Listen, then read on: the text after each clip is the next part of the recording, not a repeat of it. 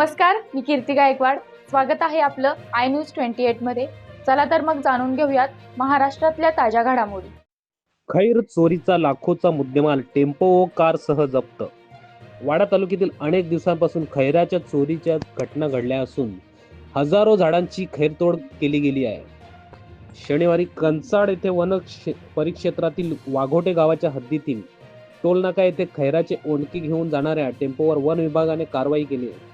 पहाटेच्या सुमारास झालेल्या या कारवाईत गाडीत खैर जातीचे 107 नग सोलीव ओंडके असून यातील चोरटे मात्र अंधाराचा फायदा घेऊन फरार झालेले आहेत. वाडा तालुक्यातील खैर हे मौल्यवान व सध्या दुर्मिळ होऊ लागलेल्या प्रजातीचे चोरटी वाहतूक काहीशी मंदावलेली असताना शुक्रवारी पहाटेच्या सुमारास वन विभागाच्या कंचाड वन क्षेत्रातील वन अधिकारी स्वप्नील मोहिते यांनी मिळालेल्या गुप्त माहितीच्या आधारे अंबाई वन क्षेत्रात चोरटी तोड होणार आहे अशी खबर मिळाली. त्यानुसार वन विभागाने कर्मचारी गस्त घालत असताना वाडा मनोर महामार्गावर 2 किलोमीटर अंतरावर सापळा रचून वाघोटे टोलनाक्यावर एक आयसर टेम्पो व स्विफ्ट कार वाड्याच्या दिशेने येत असताना त्यांना दिसली. मात्र वन विभागाची चाहूल लागताच हे चोरटे दोन्ही गाड्या सोडून पळून गेले.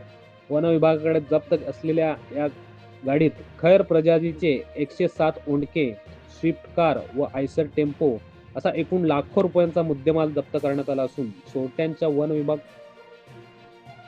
तपास करत आहेत. वन अधिकारी स्वप्नील मोहिते यांच्या मार्गदर्शनाखाली वनपाल जाधव, वनरक्षक खान, केदार आतकरी, धानवा, वरठा वनमजूर नितीन आकाश प्रकाश यांनी ही कारवाई केली आहे.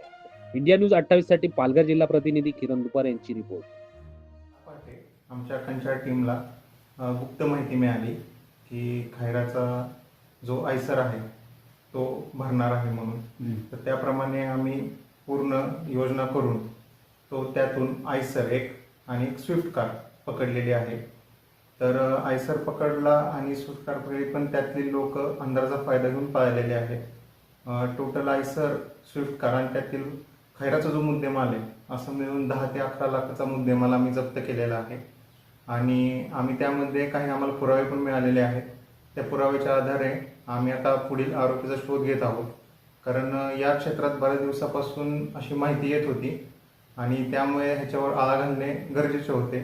त्याप्रमाणे आम्ही ते दोन्ही 2 वाहन आणि पूर्ण माल जप्त केलेला आहे आणि सरकार जमा केलेला आहे.